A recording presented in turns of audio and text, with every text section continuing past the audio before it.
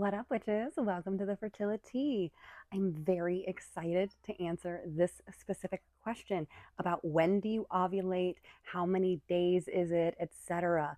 This is a really good question. Like, why is your cycle switching between heavy and light every month? That's really weird. Well, I'm going to explain with graphics. I got a lot of this information, almost all of it, originally from the Taking Charge of Your Fertility book. This is a book that I read when I was trying to get pregnant with my son after 3 years of trying and no luck with PMOS, used to be known as PCOS.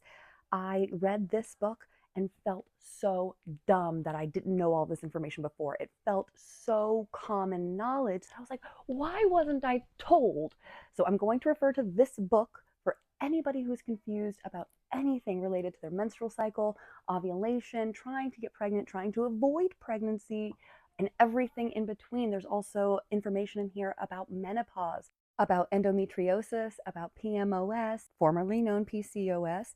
This is the 20th anniversary edition. She is coming out with the 30th anniversary edition this fall. I'm so excited about it. When that is available, you can bet your behind it will be in my shop.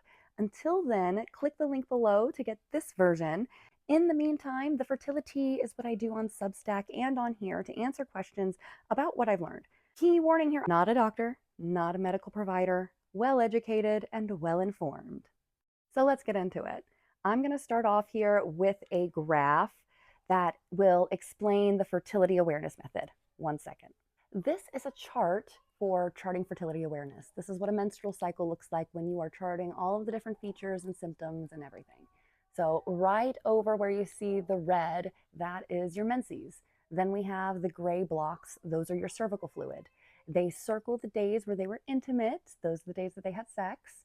And those are the little hearts as well. They marked with the intercourse there. They circled on the days where they had intercourse as well. That's just to give you a quick glance of what the cycle looked like for them. This particular couple was trying to get pregnant. So if you are using this as birth control, for example, you want to avoid all of those days that have gray because those are your fertile days. And then as you can see here, right above my head, these are all dry days. After that green line, these are all dry days, and then the period starts. You have a set number of days from the day before your period from ovulation. That is your luteal phase. That is a fixed number of days. It should be roughly 12 to 16 days, 14 on average, every single cycle. The part that changes is this part. This first part here is what can change. So whenever ovulation happens can vary from cycle to cycle. And that's where this tracking comes into play. You're going to want to track your cervical fluid. I'll talk more on that in a minute. And the cervical fluid will look different ways. It'll kind of be dry when you're not fertile. It'll start getting sticky and gummy, and then it'll get creamy like a lotion or maybe milky. And then it goes into watery or egg white. That's where it's like if you took egg whites and pinched it between your fingers, that's what it looks like. And that is your most fertile day. The last day of your most fertile cervical fluid is your peak day. That's that P there. And 1, 2, 3, 4 days of high temperatures will confirm ovulation. So this day right here was their peak day, their most fertile day, the day that ovulation most likely occurred, because right after that they went dry. Their cervical fluid fell significantly. This was a sticky vaginal sensation. Then they went to a dry vaginal sensation on day 2. So their peak day was here. They ovulated on either their peak day or the day after. This is the day when an egg was released. And they can prove that because after the egg was released, their temperature rose, and a good jump too.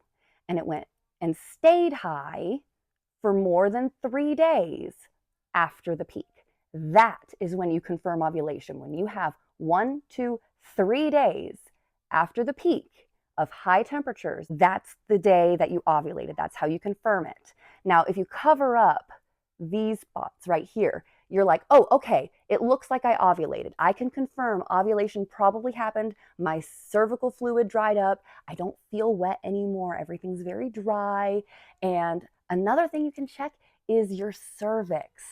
This is what I talked about in one of my other videos. You can go check that out. But if the cervix is open, ovulation is likely. So that way sperm can get in and get to the egg. If it's closed, you are no longer fertile. So once you get to like day 14, day 15 here, and you can tell that, okay, my vaginal fluids have dried up. Let me go check my cervix. Oh, my cervix is really low and it's definitely closed. Ovulation is over. Ovulation's over. As long as that fluid doesn't come back and these temperatures don't go down, you can confirm ovulation.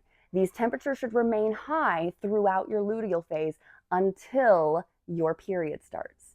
Your temperature might drop all the way down below this baseline right before your period, the day of your period, or it might drop a day or two after your period starts. But this is the direct result of your progesterone. After ovulation, the follicle that released the egg, it turns into the corpus luteum, or yellow body. And what that does is that produces progesterone to maintain your uterine lining long enough to allow for implantation.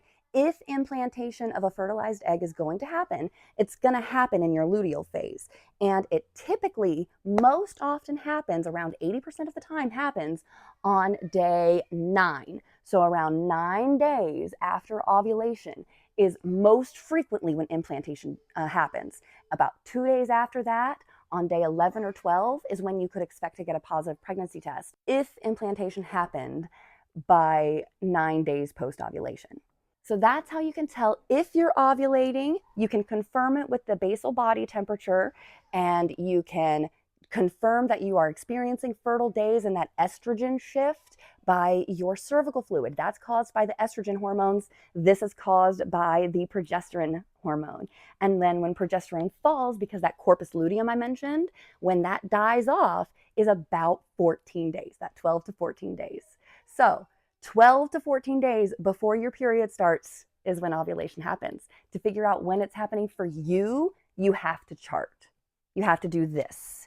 That's how you're going to prove ovulation is happening and that it's happening with a long enough time frame to let implantation occur. This is how you can identify problems in your cycle, by charting.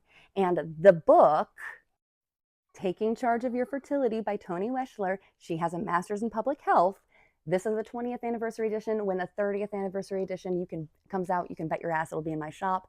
In the meantime, go ahead and get yourself this copy, link down below. You can also find it in the library too, but I like to have my own copy. I actually ordered a second one, so that will be in soon because I gave my copy away. So as soon as mine comes in, I will make more content with the actual book and show you what it looks like in person.